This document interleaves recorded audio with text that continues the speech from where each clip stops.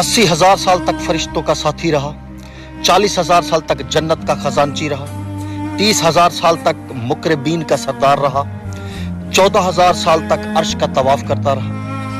पहले आसमान पर उसका नाम आबिद था, दूसरे पर जाहिद, तीसरे आसमान पर उसका नाम आरिफ था, चौथे पर वली, पांचवें पर तकी, छठे पर खाजन, सातवें पर अजाजील और कयामत तक उसका नाम इबलीस है। गुरूर और तकब्बुर ने क्या से क्या बना दिया। हदीस मुबारक है कि जब तुम्हारे हुक्काम तुम में से बेहतरीन आदमी हों और तुम्हारे मालदार सखी हों और तुम्हारे मामलात आपस में मशवरा से तय हुआ करें तो जमीन के ऊपर रहना तुम्हारे लिए बेहतर है।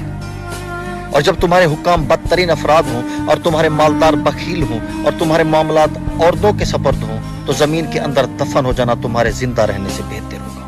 जिंदगी की तपिश को बर्दाश्त कीजिए। अक्सर वो पौधे मुरझा जाते हैं जिनकी परवरिश छांव में होती है।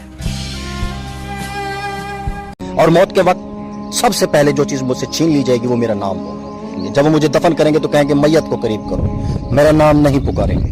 लिहाजा मुझे मेरी नस्ब, मेरी कौमियत, मेरे ओहदे और मेरी शोहरत पर कोई गरूर नहीं होना चाहिए। लिहाजा आए जिंदा इंसान जान लो कि तुम पर 3 तरह का गम किया जाएगा। नंबर 1, वो लोग जो तुम्हें सरसरी जानते होंगे कहेंगे बेचारा। नंबर 2, तुम्हारे दोस्त कुछ घंटों या दिनों तक गम करेंगे, फिर अपनी बातों और हंसी मजाक में मशगूल हो जाएंगे। नंबर 3, गहरा गम तुम्हारे घर वालों को होगा जो 1 हफ्ता, 2 हफ्ते, 1 माह, 2 माह या 1 साल तक रहेगा।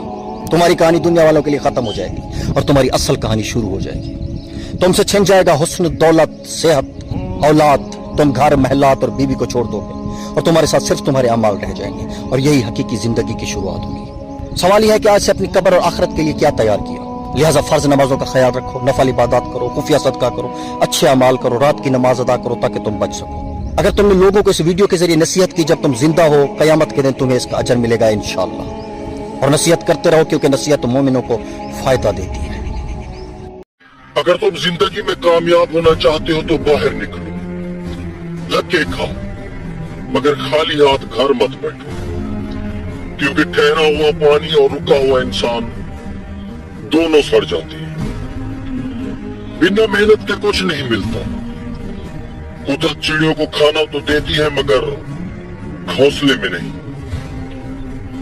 जो घर बच्चों को पुराना लगता है वही घर माँ बाप को खरीदने में जमाना लगा था।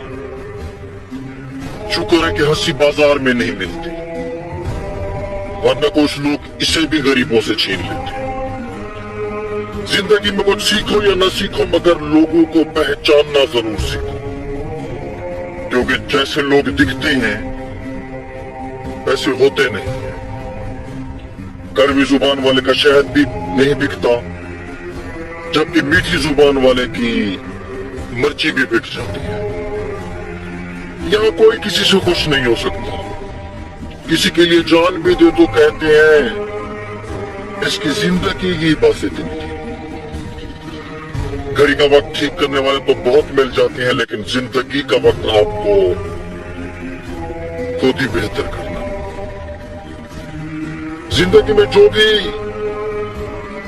करना है खुदा के भरोसे और अपने दम पर कीजिए, लोगों के भरोसे और दम पर नहीं, क्योंकि लोग कंधों पर तब ही उठाते हैं जब वो मिट्टी में मिलो।